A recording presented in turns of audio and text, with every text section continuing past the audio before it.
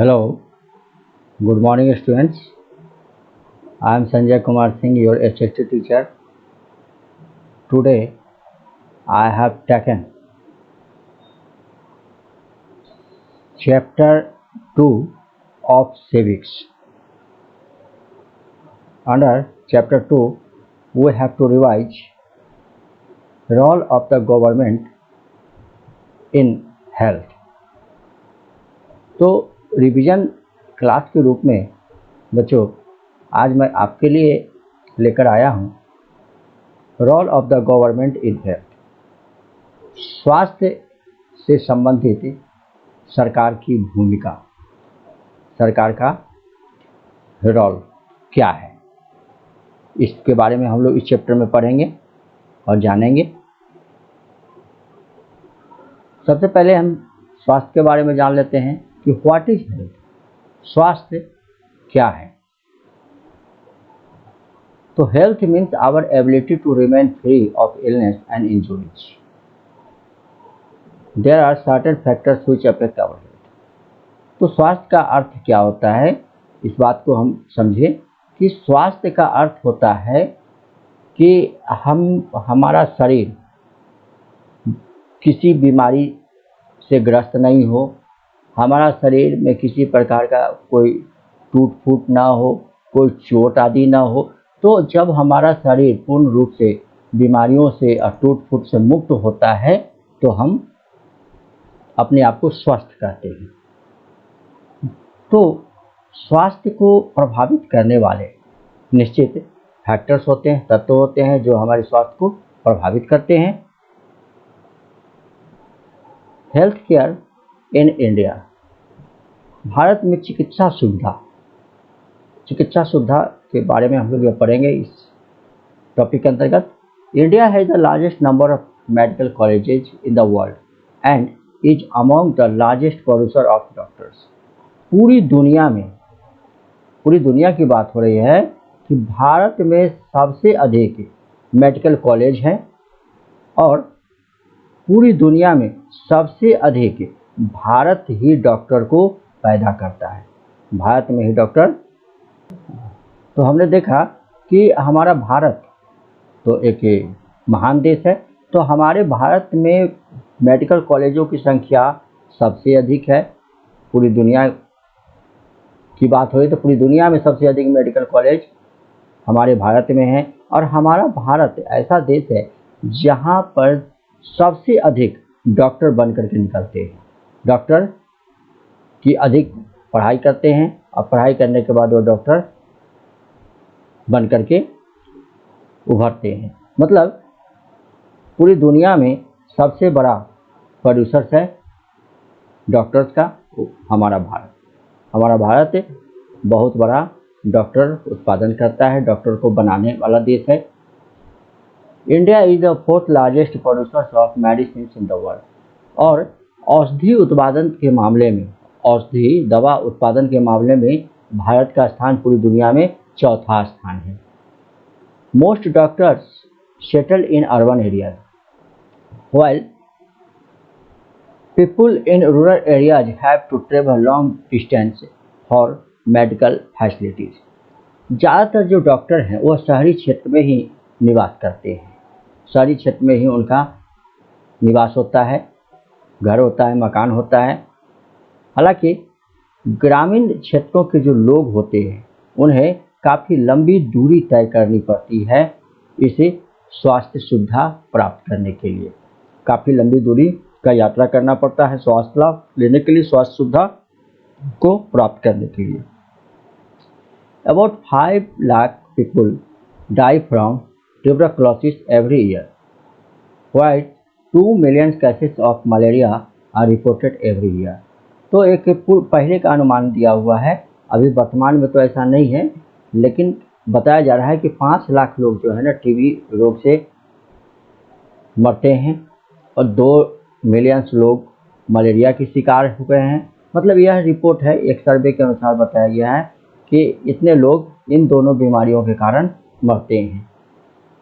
हालांकि अभी वर्तमान में तो ट्यूबरकुलोसिस से मरने वालों की संख्या बहुत कम हो गई है, मलेरिया से भी मरने वालों की संख्या बहुत कम हो गई है। Private and public health care.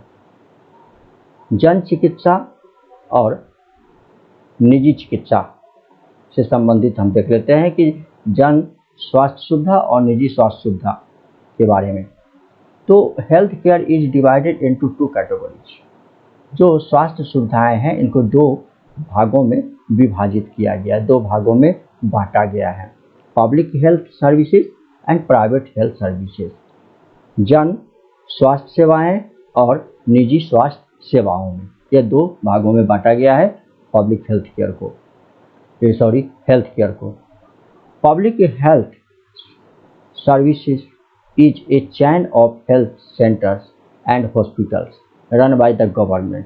तो जन स्वास्थ्य सेवा क्या है भाई कि एक चैन है, चैन ऑफ हेल्थ सेंटर्स, मतलब जन स्वास्थ्य सेवा के अंतर्गत बहुत सारे हॉस्पिटल्स चलाए गए हैं, हॉस्पिटल्स की स्थापना की गई, हॉस्पिटल्स बनाए गए हैं सरकार के द्वारा ताकि आम लोगों को स्वास्थ्य सुविधा मुहैया कराया जा सके, स्वास्थ्य सुविधा उपलब्ध कराया जा सके। One important aspect of public health is that it is meant to provide quality health care services either free or at low cost so that even the poor can seek. अब यहाँ पर देखेंगे कि जन स्वास्थ्य का एक महत्वपूर्ण रूप क्या है, जन स्वास्थ्य का एक महत्वपूर्ण लाभ क्या है, इसका मुख्य उद्देश्य क्या है। तो इसका मुख्य उद्देश्य होता है कि अच्छी स्वास्थ्य सुविधा उपलब्ध कराना, चाहे वह न्यूनतम कॉस्ट पर हो सकता है पेशेंट को कुछ उसके लिए खर्च करना पड़े या बिल्कुल ही फ्री इलाज किया जाए। तो लो कॉस्ट पर और फ्री स्वास्थ्य लाभ देने के लिए सरकार के द्वारा बहुत सारे हॉस्पिटल्स स्थापित किए गए हैं जहां पर गरीब लोग भी अपना उपचार करवा सकते हैं, गरीब लोग भी स्वास्थ्य लाभ ले सकते हैं।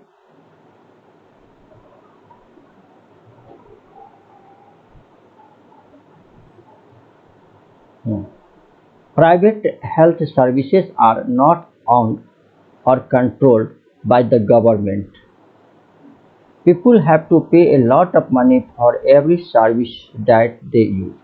अब निजी स्वास्थ्य सेवा के अंतर्गत क्या होता है कि निजी स्वास्थ्य सेवा पर सरकार का कोई नियंत्रण नहीं होता है और निजी स्वास्थ्य लाभ लेने वाले लोगों को काफ़ी पैसे खर्च करने पड़ते हैं निजी चिकित्सा लेने में, निजी अस्पतालों में चिकित्सा करवाने के लिए जो लोग होते हैं उनको काफ़ी पैसा वहन करना पड़ता है। मतलब निजी स्वास्थ्य लाभ लेने के लिए लोगों को बहुत बड़ी मात्रा में रुपया खर्च करना पड़ता है, बहुत सारे रुपये उन्हें खर्च हो जाते हैं।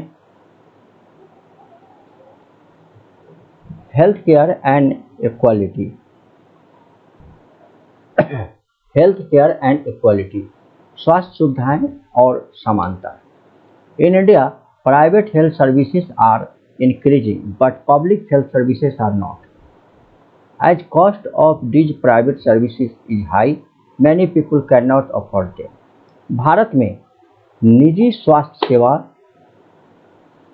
की संख्या तो निरंतर बढ़ रही है, लेकिन जन स्वास्थ्य सेवा की जो संख्याएं हैं वह नहीं बढ़ रहे हैं। मतलब निजी अस्पतालों की संख्या लगातार बढ़ रही है लेकिन पब्लिक अस्पतालों की संख्या नहीं बढ़ रही है। और निजी स्वास्थ्य सेवाओं में चिकित्सा कराने के लिए, प्राइवेट अस्पतालों में इलाज करवाने के लिए उन्हें काफ़ी खर्च पड़ते हैं, लोगों को काफ़ी महंगा पड़ता है, काफ़ी रुपये खर्च करने पड़ते हैं। और इस कारण से बहुत सारे ऐसे भी लोग हैं जो निजी सुविधा, निजी स्वास्थ्य सेवा का सुविधा नहीं उठा सकते, नहीं ले सकते, क्योंकि ज़्यादा महंगा होता है। ज़्यादा महंगा होने के कारण प्राइवेट अस्पतालों में लोग अपना इलाज करवाने में सक्षम नहीं हो सकते। Private services sometimes encourage practices which are unethical. तो निजी बताया जा रहा है कि कभी कभी जो प्राइवेट सेवाएं होते हैं, है ना, वहाँ पर अनैतिक उपचार को भी, अनैतिक कर्तव्य का भी लोग अनैतिक कर्तव्य भी करते हैं। मतलब वहाँ पर जो ट्रीटमेंट से संबंधित जो कुछ भी एक्टिविटी होते, क्रिया होते हैं, कभी कभी अनैतिक ढंग से भी वह कार्य किया जाता है। Barely 20% of the Indian population can afford medicines that they require during an illness. मात्र 20% ही भारतीय लोग हैं, मात्र 20% ही भारतीय लोग हैं जो अपने ज़रूरत के अनुसार जब वो बीमार पड़ते हैं, रोगग्रस्त होते हैं, तो उस समय वो 20% भारतीय ही हैं जो मेडिकल सुविधा को उठा सकता है, प्राइवेट सुविधा लाभ, प्राइवेट चिकित्सा का लाभ वह ले सकता है। मतलब 20% ही लोग उठाते हैं, 20% ही लोग सक्षम हैं जो निजी लाभ ले सकते हैं निजी अस्पतालों में सुविधा। चूँकि निजी अस्पतालों में सुविधा अच्छी होती है, तो जो अच्छे पैसे वाले लोग हैं वह निजी अस्पतालों में इलाज करवाते हैं, तो ऐसे लोगों की संख्या अधिक नहीं है, 20% दिखाया गया है। In the responsibility of the government to provide quality health care services to all its citizens, especially the poor and the disadvantaged.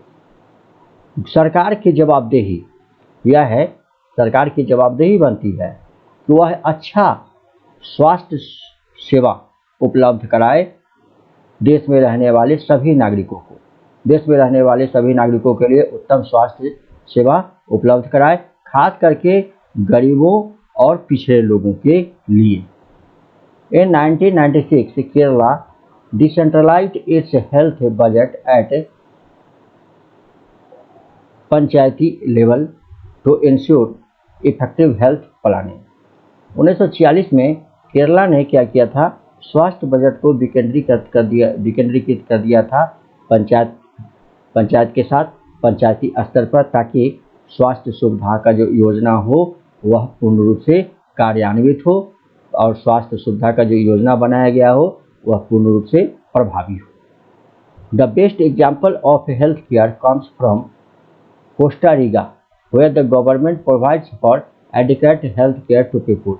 कह रहा है कि सबसे अच्छा उदाहरण है स्वास्थ्य सुविधा का, वह आपका उदाहरण आता है कोस्टा रिका से, जहाँ की सरकार क्या करती है, पर्याप्त स्वास्थ्य सुविधा उपलब्ध कराती है वहाँ के लोगों के लिए।